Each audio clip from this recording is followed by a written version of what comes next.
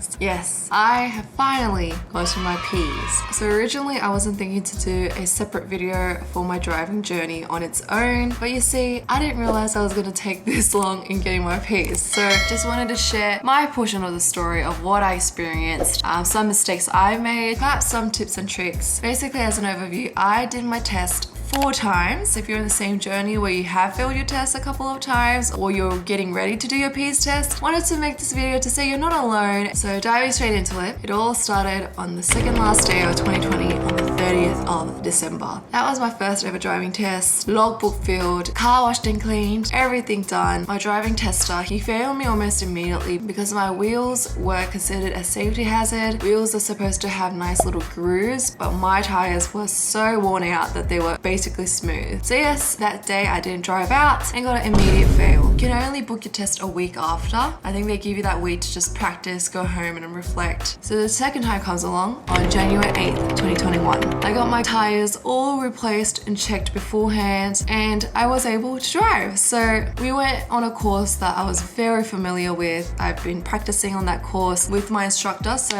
it was nothing new, but halfway into my test, I didn't give way sufficiently and I was so concentrated on my head checks that while I was doing my head check and turning, another car was coming by and my testing officer had to tell me to stop, and any action requiring a testing officer to stop you is also an immediate fail. So second time I again failed. Third time round comes along on the 15th of January. I could not sleep the night before because I was so nervous, and even on the third one I thought, surely I won't be nervous now that I've done the test 2 times. I don't know, the nerves get the best of you, and couldn't sleep. And what do I do when I'm nervous? I go on YouTube and binge watch Kitchen Nightmares for a whole series. So that's exactly what I did for basically all 4 tests. This was a course I've never practiced. It was new roads. In my head I thought I was smashing it, thought I was doing really well, until we got to this last place where again I had to turn left to merge into a 1 road. And what do you know, I make the same mistake. I was so concentrated on doing my head checks. Before the giveaway line, I checked, I stopped, but I stopped a bit over the line that it was dangerous because there was cars coming. So I had to reverse, and the officer didn't really say much. She was just like, oh, but that is again immediate fail as well. So in my car, we've got a little rear view camera. The instructor told me that I was looking at it whilst I was looking at my left mirror, and she thought I was looking at the camera while I was reversing. And so the last test, I patched it up. I got some cardboard, stuck it on it to make sure that they know,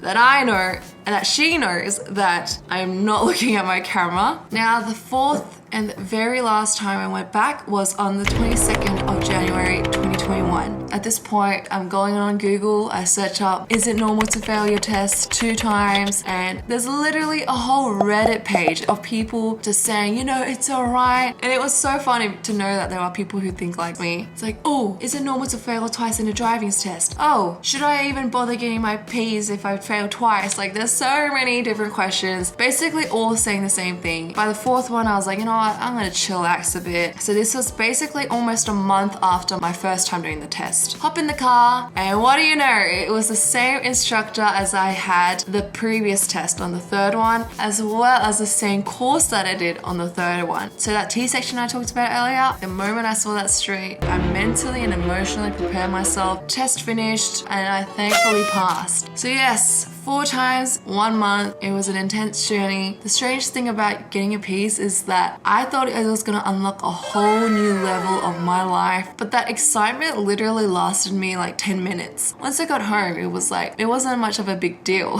So a couple of tips and tricks that I would like to recommend. There's already hundreds of videos out there that I've watched as well personally that give amazing tips and tricks.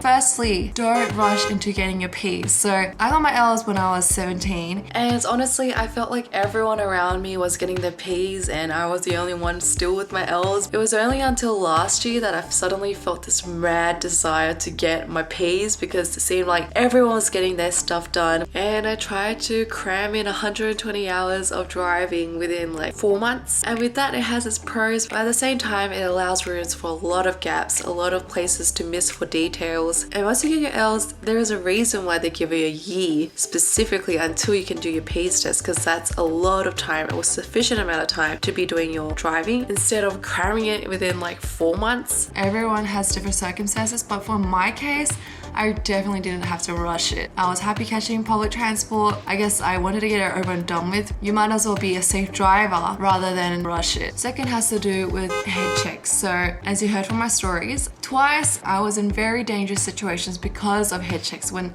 in fact head checks are supposed to be helping you in doing your driving test. Every time I talk to someone, they'd be talking about head checks, instructors talking about head checks, YouTube videos talking about head checks, everything was to do with head checks. So in my head was engraved head checks. But head checks is not the only thing you'll be tested on. By the time you're doing your driving test, head checks should be something that naturally built into you or that you've learned over time instead of forcing it out. Because both time at the T sections, I was so focused on the head check that I forgot to look at my other side. That is me being quite stupid, but overall, you should be careful as well. On that note, number 3 is be extremely cautious. Careful doesn't mean to be slow, just being very observant of your surroundings.